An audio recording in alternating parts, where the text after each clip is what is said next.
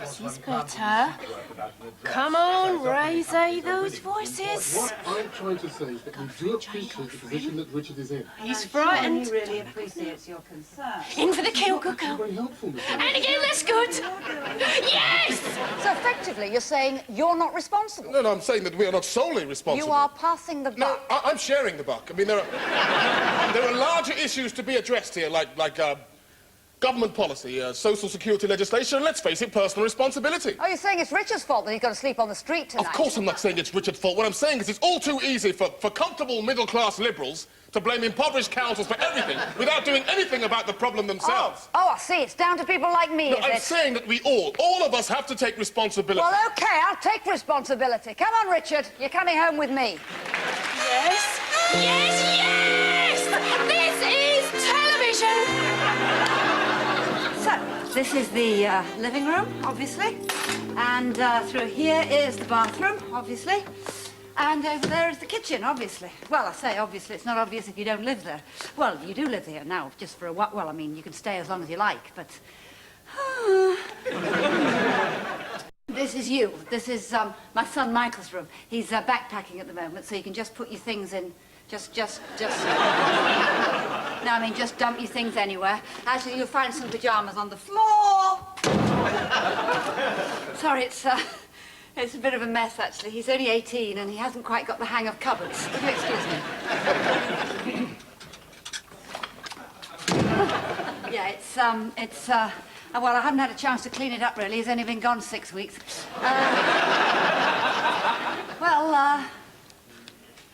Nighty-nighty. Nighty-nighty.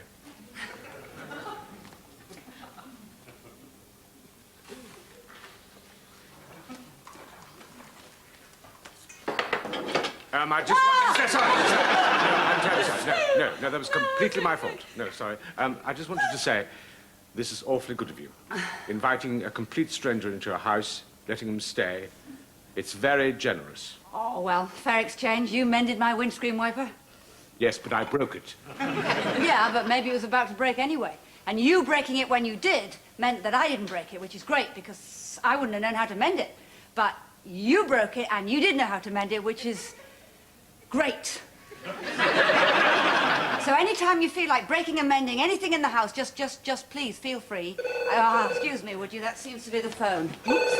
Nighty-nighty. Nighty. Hello? Hello, Mother. Oh, Jane. Jane, I'm so proud of you. It was beautiful what you did on the programme, asking that man to stay with you. Oh, it was so generous and warm and lovely. Well, thank you, Mother. That's really nice of you to say that. I thought, this is bound to get her a husband. The minute you walk into that golf club, Jane, Toddy Schumann will be all over you. Provided he can get out of his chair. Mother, I'm not interested in the golf club. Wait. I'm not interested in speaking at the golf club, and I'm particularly not interested in toddy, shoddy, buddy. Besides, I don't want to make a noise, because I don't want to wake Richard up. Who? Richard. Who's Richard? Richard, the man on the programme, the one I asked to stay. He's not there. Yes. There? Yes. In your flat? Yes. The one with no house and a tomato? Yes. Jane! Your father would turn in his urn. Mother, you knew that Richard was here. You saw me ask him to stay on the show. Yes, but I didn't think you meant it. I thought it was just television. Jane, you don't even know him. You've not been introduced properly. What if he's a thief? What if he's a serial killer? What if he uses your toothbrush? He's got his own toothbrush, Mother. There's absolutely nothing in the flat you can steal, and if he tries to murder me, I'll hit him on the head with that cake you baked me for Passover. Oh, sorry. That's okay. Could I have a glass of water? Oh, of course, yes. Thank you. Are you all right? Oh, yes, I'm fine. You don't look it. You sure? Why don't you sit down? There. Now, what's the matter? I'm a failure. I'm a complete and utter failure. I failed in everything. I failed in my job. I failed in my marriage. My wife's rejected me because she wanted to be married to a successful husband. She won't allow me to see the children because I can't afford the maintenance because I'm a failure. And she always wanted me to be a success. That's because of her mother, because my father-in-law was a failure and my mother-in-law wanted something better for her daughter. But my wife, she just continued the pattern and married a failure. And then when things started going wrong, she had an affair, and I just couldn't cope with that because that's what my mother did, so I bought her a dog. And now she won't even let me see the dog. Oh, there. Come on, let it all out. On the other hand, if you want to keep anything back...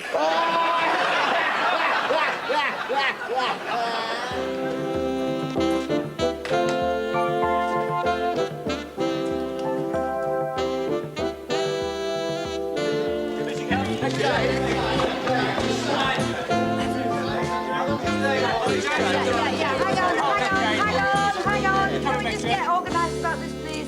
Right, who's from The Guardian? Well, yes, this is a symbolic protest against a hostile free market economy. Who's from The Telegraph? Yes, here. No, I'm not indulging a hopeless layabout who refuses to take personal responsibility for his own life. And who's from The Sun? Yeah. No bonking as yet.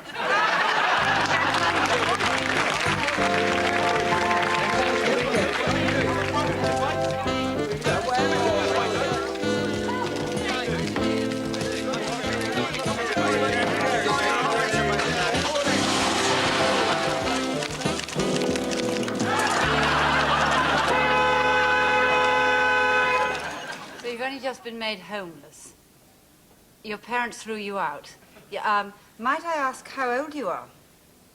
You're 46. Yeah, well, it's a bit tricky, isn't it, under those circumstances? Come in. Sorry. Why don't I send you my information pack, and then we'll take it from there. Bye. Hello. Hello. I thought I'd drop by because of what happened on the program. Yes. I thought I'd put you in rather a difficult position. I hoped everything was okay. Oh, no, don't worry about it. It was my fault. I mean, I got too heated. I was worried I'd given you a bit of a savaging. Oh, I did feel a bit chewed. But, I thought it was a really, really constructive program. Thank you. If you'd like to write that down, I'll have it stapled to my producer's forehead. Was there anything else? Yes. Would you like to have lunch? Lunch, yes. Just, check my diary. What was it you wanted to discuss? Anything you feel like, really. I don't normally plan conversations in advance. Oh, God. You mean lunch? Yes, lunch. Together. Well, we could go to different restaurants, but I always find conversation easier when you're both in the same building. No, it's just I'm really terribly busy. I've, Jane. December, March, 97, 96. It's fine. I mean, if you don't want to go to lunch, maybe we could... It's not that I don't want to. It's just that I don't. I haven't. You never? Well, I mean, I go to, lunch. But I never go to, Why not? Well, because the last time I went to lunch, the lunch turned into a lunch, and that turned into a lunch. So now I only ever go to lunch. Well, will you go to lunch with me if I promise to be absolutely no fun at all? Yes. Now? Yeah. Right. No, I don't need that.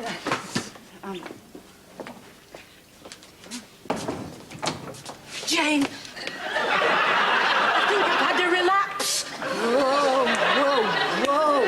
Whoa. Some other time, maybe.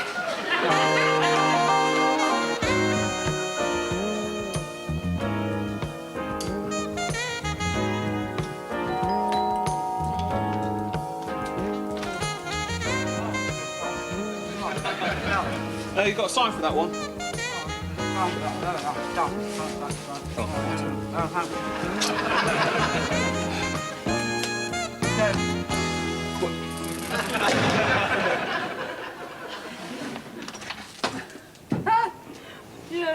Thank you. Yeah, and your pen. So, how's it going? I've done it. Good. So this is the list of all the problems that have been getting you down. And this is a list of my special qualities. Right. So on the negative side, you've lost your home, your job, your wife, your kids, your self-esteem, your confidence, your judgment, your sense of humour, your good health, your friends have deserted you, the rest of your family loathe you, and you've lost interest in everything around you and the will to live. On the positive side, meanwhile, you're quite good at cricket. But actually, I'm not that good. Now, you've been working on this list, Richard, for 2 days. I do not want you to back off now. Get on with it. 5, 10, 15, 20. Teresa, I've just had a great idea. Why don't I just give you my bank account number and then you can siphon off the money when you need it? You give me the money last time? Yeah, well, that was in lieu of this time, wasn't it? What's this time for? I'm redundant. Well, I know that, but what's the money for? It's me redundancy because I can't come no more. You know I wanted to give Phil the money for the van for the disco. Well, my Terry, thick scrog, he says, I ain't got it, I lost it. So we had this big round, I stormed out and I went up Phil's to tell him all about it and I'm bawling my eyes out and he says, don't matter, Trees, we'll sort it all out. So we went back to my place and me and Terry and Phil, we did sort it all out and now I'm getting married. Oh, congratulations. I never thought Terry would pop the Oh, it ain't Terry, I'm marrying Phil. Oh, by the way, you need a cleaner. This flat's filthy. I don't want to appear rude, but the kitchen is a bit of a pigsty. Richard, you do know that one of the best cures for depression is very simple manual labour, like, say, cleaning somebody's kitchen. Is that a hint? No, it's actually a threat. All right. I'll give it a try. Good. Now you'll find rubber gloves by the sink, an apron on the door, and Jimmy Young comes on about 10:30. Where is he? Where is he? Look! His picture's in the papers. It's none too savoury either. No time, Mother. I've got to go. Yeah, not before I've checked for lice. They can jump 20 feet, you know, Jane. They prefer clean hair. Get off. Oh, my God. They're probably on me now. Oh. Mother, this is Richard. He's staying with me for a few days. Richard, this is my mother. She'll be with me forever.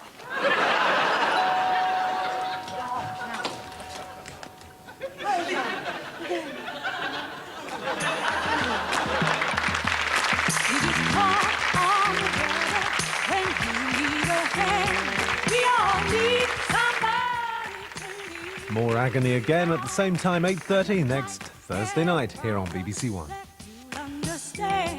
We all need